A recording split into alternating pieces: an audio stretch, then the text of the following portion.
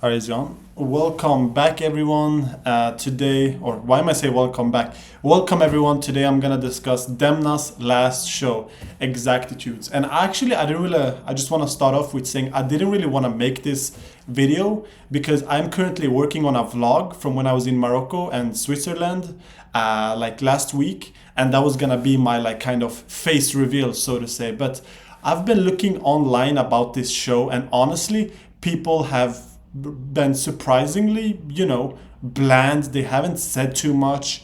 And I think it's, Demna's last show deserves to get covered.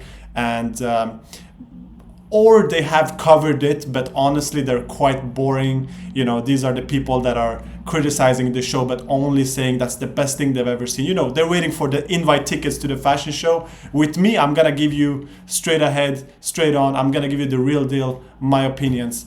And without further ado, let's go. I'm going to talk a little bit about the meaning of Exactitudes, meaning the meaning of the show.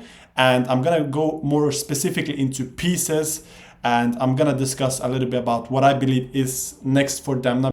For many people that are interested in fashion, Demna is, the favorite designer or the designer that was their entry into fashion. So without further ado, let's go. I'm going to do some transition here, whatever. First of all, Exactitude is the name of the show. Basically, it is two words put into one. So it is exact and attitudes. And it refers to a long-running project by Ari. I'm going to look up the names. I'm not going to butcher it. Versalius, who is a photographer, and Ellie Utenbroek, who is a stylist. And it started in 1994. And it is this which Demna has taken inspiration for his last show. Vetmonts also had a show, I think during 2017, named the same Exactitudes. Demna also, more than, this is not my belief, he's actually specifically referenced this very project in his show letter for this show. And also he has brought these people on to be the photographers. Their project during 1994 was a kind of a reference book, a photo book about people who dress the same. And the way I interpreted that is, we are the viewers and we are also the consumers. And I think by calling it Exactitudes, it is a play on a sort of a concept of culture conformity of, what Balenciaga has became. A sort of tribute, we are making the clothes for you. And what I basically mean is Demna is making a tribute for us that are wearing Balenciaga. We are the kind of inspiration for his collection that he's now making.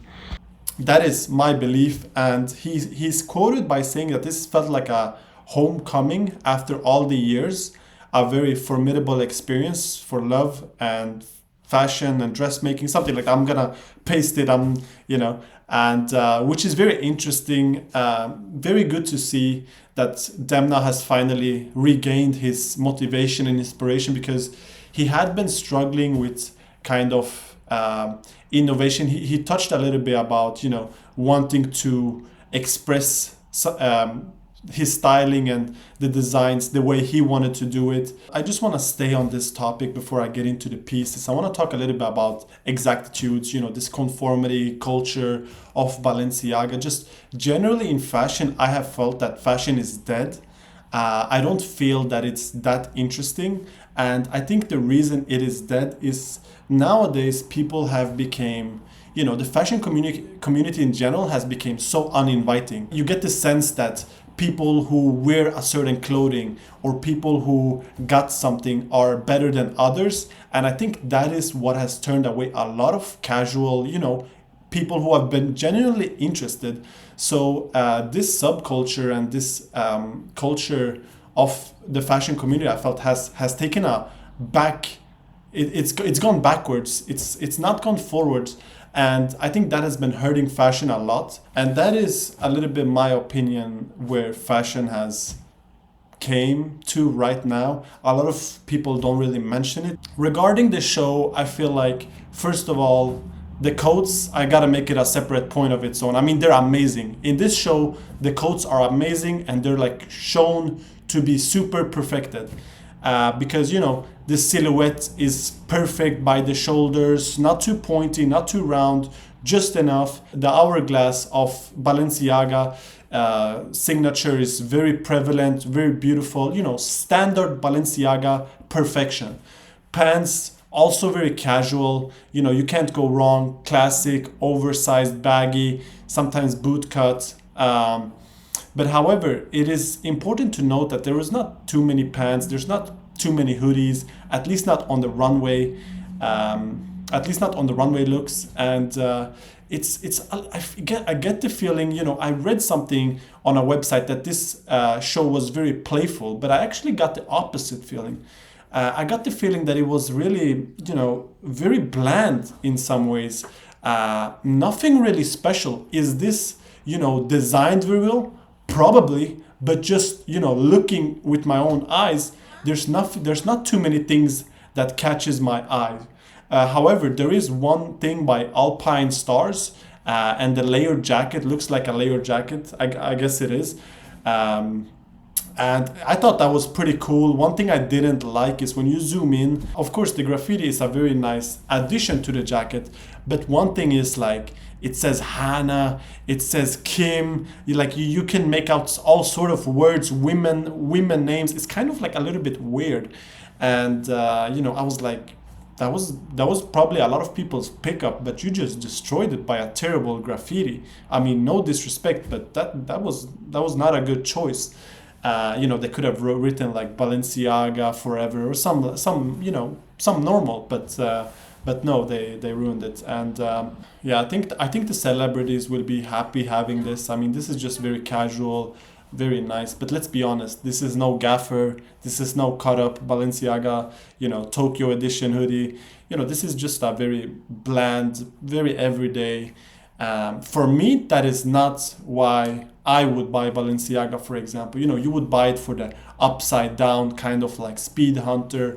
You would want that crazy factor. You would want that, special factor. In this specific show, I get the feeling that it's missing that. They might charge you 1,400, for the top, but is that gonna be? And we're talking euros. We're not talking Indian rupees. We're not talking, Chinese yen. We're talking they're gonna charge you 1,400 euros for that top and for that, for the pants. But it's not really special.